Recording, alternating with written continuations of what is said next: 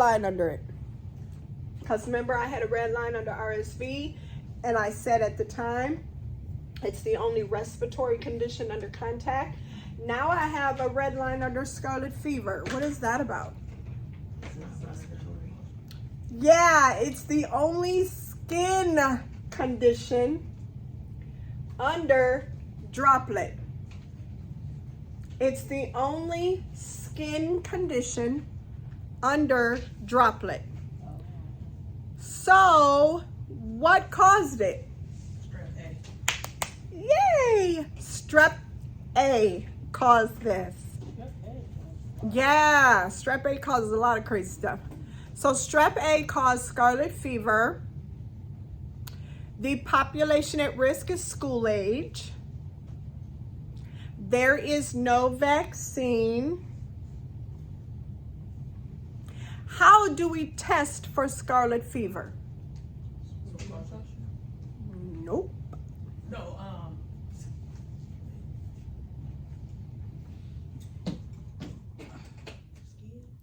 So my daughter was about 4 or 5 when she got this.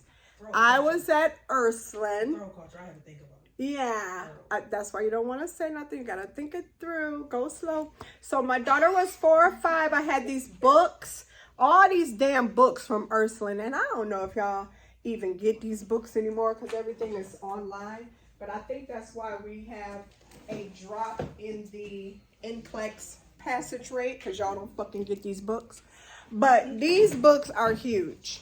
And I took them all home, read the shit, the whole 9. So I got about 5 of these surrounding me, just looking up, what is this crazy looking rash on my child? I'm looking up pictures. What no fucking Google cell phone bullshit. So I'm looking up all this shit. And thankfully, they used to put a lot of pictures in these books. I'm like, I can't find what's going on. So I'm going to just take you to the hospital, which was a big pain in the ass. Because what did I tell you we didn't get back in the day? What didn't we get? Sick time. So whenever your kid was sick, you didn't get paid and you risked getting fired. And at the time, I didn't even have insurance because I worked at Hillcrest. And corporate America would be very happy to let you work what I did, which was 50 hours a week while I went to school full time, and don't give you shit in the way of insurance. And that was the way everything went back those days. That's why Obamacare mattered. So I didn't have no damn insurance. She didn't have no damn insurance. We going to the hospital anyway, going to the ER. They can't turn you away. We can't do anything but go. So I went, and the nurse was the bomb.com. She knew her rashes. She knew when she looked at my daughter exactly what was wrong with her. She didn't even have to think about it hard. I am mystified as to how she even knew what she knew, how she said what she said, but now I get it because we have to know our rashes. So she took one look at my daughter. She put her hands on her waist. She goes, oh my, looks like someone needs a throat culture. I'm like, throat culture? That's a rash. Now it is true. You got to know this sandpaper rash is all over the body, including inside the mouth.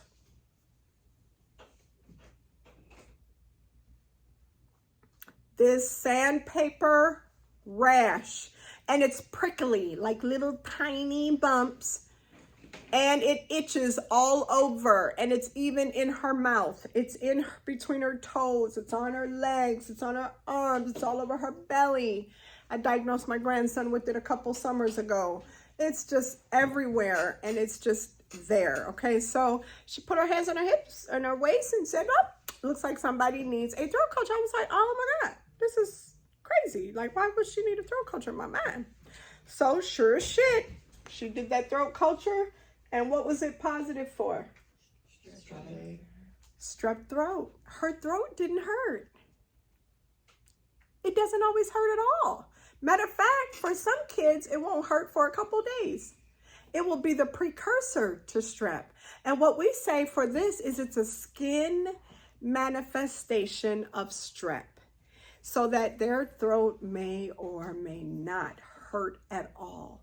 However, if it's a throat culture that diagnoses it, then obviously what will treat it? Whatever treats strep throat, right? So what treats strep throat?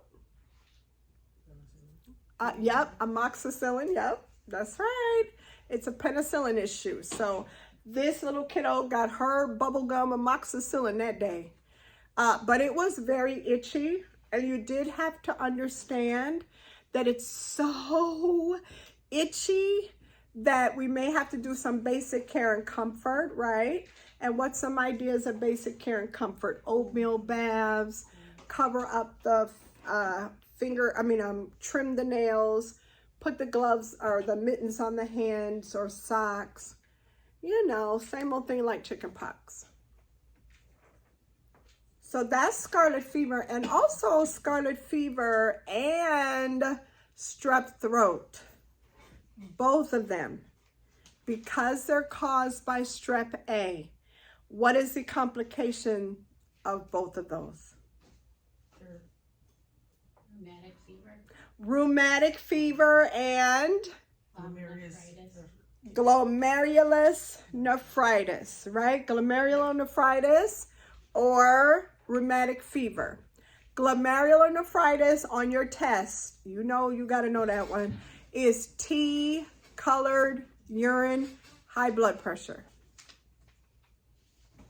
Glomerulonephritis is a complication of strep throat, scarlet fever, and even impetigo. Anything caused by group A strep can cause the complication. The other complication is rheumatic fever, which is a heart issue. Rheumatic heart disease. What was the other one? Glomerulonephritis. How do you And spell that one is tea-colored urine, what I don't spell, and high blood pressure. And then rheumatic fever is rheumatic heart disease, migrating joint pain, fever, really, really crazy. Now, I did have a student that had glomerulonephritis. She was a typical college kid. She was doing her finals. Her throat hurt like hell. It was definitely strep throat. She probably didn't know no better. But she's in college taking tons of Motrin and Tylenol, whatever she was doing. And so she's at the college and she's like, oh my God, I feel so sick, but I just want to get through these finals. I don't want to go to the college because a lot of people's colleges, clinic, they be fucking up misdiagnoses and everything. So she didn't want to go to her college clinic. So she was like, I'll wait till I go home and go to my family doctor. Well, here's our problem, and you guys know it. If you have strep throat, and I guess I would imagine if you had scarlet fever and didn't realize these are caused by group A strep, and you delayed treatment, and guess what the delay is anything more than 5 days. Ooh, glad it ain't no Kool-Aid in there. So anything more than 5 days like within those 5 days, you should have been diagnosed. But if you waited that long and she was in her finals, now by that 5th day or so, you can have the complication. So what she said is it turned into my throat hurt her last day at school doing finals to my back is killing me. So what was killing her really, remember this on your test for kidneys, are the flanks. But then she freaked out because she peed and it looked like iced tea. Tea-colored urine. And so she had strep throat and she ended up with glomerulonephritis. And remember with glomerulonephritis, remember with that, it's kidneys. So blood pressure is high. You're swollen. You have flank pain, right? And then the tea-colored urine. And what do? Well, we treat the strep so we can get rid of the glomerulonephritis. All right, now, you got it. So watch this. Impetigo, strep throat, scarlet fever are all caused by group A strep, and therefore can cause glomerulonephritis, or rheumatic heart disease.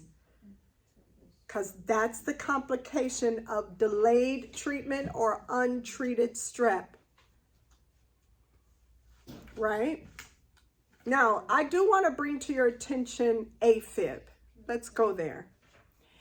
So, if you have rheumatic heart disease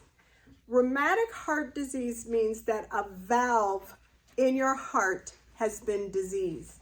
Typically, it's the mitral valve. Are you still with me? Because I'm going somewhere. Okay? So what we see now, raise your hand if it's just your maybe fleeting thought that we sure do have a lot of AFib going around here. Okay. So if you are a critical thinker, you should always say, but why, right? Because it's definitely increased more than I've ever seen it. Well, what we have is a combination of 4 different things.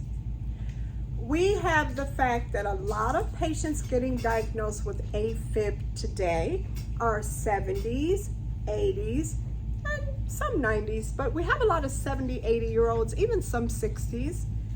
And a lot of them got strep throat. Now, depending on what you had by way of insurance, or if you were black and brown, you may not have been allowed to even go to the hospital.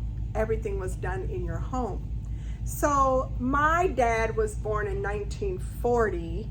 He's 84 years old.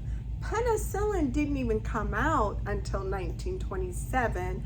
Widespread use for strep didn't take place until the 1930s.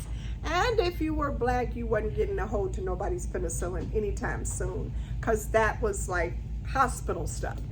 So now what happens is we have a whole generation of black and white people, because lots of people didn't get the penicillin, and lots of people got strep back in the day when they were kids. We have a whole generation of people that had damage to that mitral valve and had rheumatic fever and didn't know it. And now those people have AFib, because that's what we see.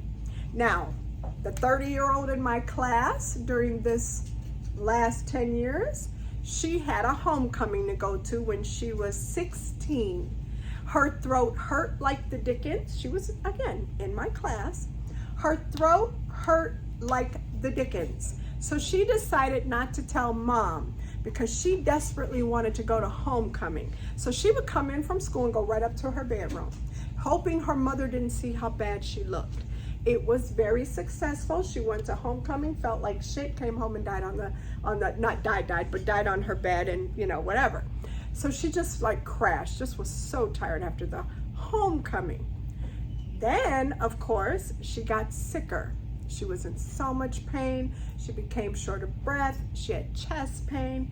Turns out, when she went to the doctor, they said, it looks like you have maybe some rheumatic fever. We don't know. We'll work you up a little bit. Her mom didn't believe it. So she's like, they just want to label you and give you all these drugs. You're not doing it. And then whatever they gave her in the ER worked, and she felt better. Now, sitting in my class, she had came back from a big workup because she was having some dizziness and felt like her heart was racing. Sure shit, at 30 years old, she has AFib. And they directly tie it to the rheumatic fever that she was diagnosed with at 16. So this can happen now. Moral of the story, all sore throats get a throat culture. I don't care how sore, I don't care what's going on. Get your kid a throat culture. I don't know why, of all the things they sell over the counter, they don't have this. They got pregnancy tests over the counter. They even got COVID and HIV tests over the counter. Why the hell have they not figured out how to do a strep culture and put that shit over the counter so you don't miss work taking your kid in for a strep culture? Hello? So this is what I hope to see maybe one day. But all sore throats in children get a throat culture, because you don't want to be wrong on that. Lots of us in the field feel like we can look at it and tell, shit, I've been wrong both ways. I done thought it was strep and it wasn't.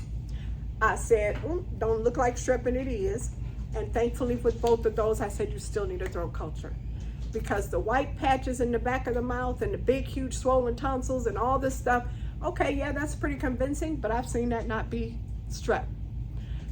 Real red in the back of the throat, no patches, no swell, just red, strep. So I'm not even calling it. Just get you a throat culture. Don't play around with this. This is very serious, okay? Which were the three again? Infantile, Scarlet fever. strep throat. You got it. Okay, where's Parvo B19 on your sheet?